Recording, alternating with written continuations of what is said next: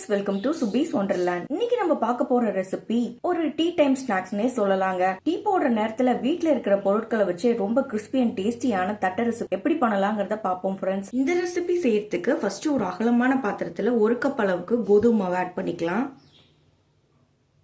2 table spoon அளவுக்கு வெள்ளை ரவை ஆட் பண்ணிக்கிறேன். இதுலயே தேவையான அளவு உப்பு ஆட் பண்ணிக்கலாம். 1.5 டீஸ்பூன் அளவுக்கு மிளகாய் தூள் ஆட் பண்ணிக்கிறேன். இதுலேயே 1 டீஸ்பூன் அளவுக்கு ஓமம் ஆட் பண்ணிக்கிறேன். இந்த ஓமத்தை நல்லா க்ரஷ் பண்ணி ஆட் பண்ணிக்கலாம். இதுலேயே கொஞ்சமாக கஸ்தூரி மேத்தி நல்லா க்ரஷ் பண்ணி ஆட் பண்ணிக்கிறேன். இப்போ இதில் 2 டேபிள் ஸ்பூன் அளவுக்கு எண்ணெய் ஆட் பண்ணிக்கிறேன். ஃபஸ்ட்டு இதை நல்லா மிக்ஸ் பண்ணி விட்டுக்கலாம்.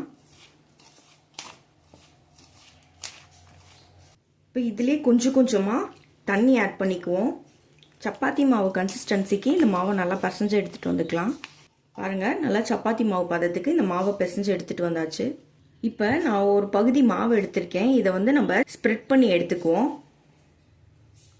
இப்போ ஒரு ஃபோர்க் வச்சு ஹோல் போட்டுக்கலாம் அங்கங்கே.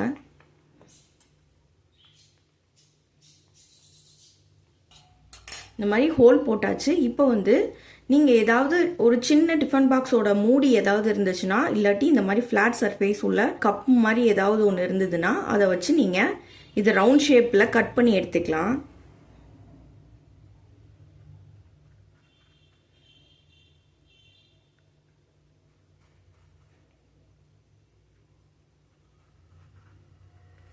இப்போ இந்த ரவுண்ட் ஷேப்பை மட்டும் தனியாக எடுத்துக்கிறேன் நான். இந்த மாதிரி எல்லா மாவையும் நம்ம இந்த தட்டை ஷேப்புக்கு ப்ரிப்பேர் பண்ணி எடுத்துகிட்டு வந்துக்கலாம்.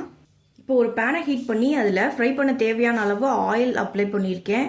ஆயில் நல்லா சூடானதுக்கப்புறமா தட்டைகளை ஒன்று ஒன்றா போட்டு ஃப்ரை பண்ணிக்கலாம்.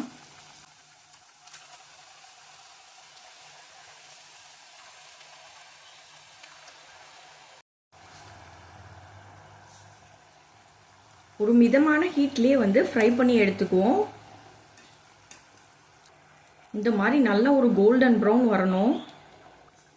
பாருங்க, நல்லா ஃப்ரை ஆயிடுச்சு. கோல்டன் ப்ரௌன் கலரில் வந்துருச்சு. இதை எடுத்துக்கலாம். அவ்வளோதான், நமக்கு ரொம்பவே கிறிஸ்பி அண்ட் டேஸ்டியான தட்டை சூப்பராக ரெடி ஆயிடுச்சு. இதை நல்லா ஆற வச்சு அதுக்கப்புறமா ஸ்டோர் பண்ணி எடுத்துக்குவோம். இப்போ அருமையான தட்டை சூப்பராக ரெடி ஆயிடுச்சு ஃப்ரெண்ட்ஸ். நீங்களும் இந்த ரெசிபியை ட்ரை பண்ணி பார்த்துட்டு உங்கள் கருத்துக்களை கமெண்ட் பாக்ஸில் தெரிவிங்க ஃப்ரெண்ட்ஸ். மீண்டும் இன்னொரு நல்ல ரெசிபியோட உங்களை மீட் பண்ணுறேன். அதுவரை உங்களிடமிருந்து விடைபெறுவது சுபீஸ் ஒண்டர்லேண்ட். தேங்க்யூ.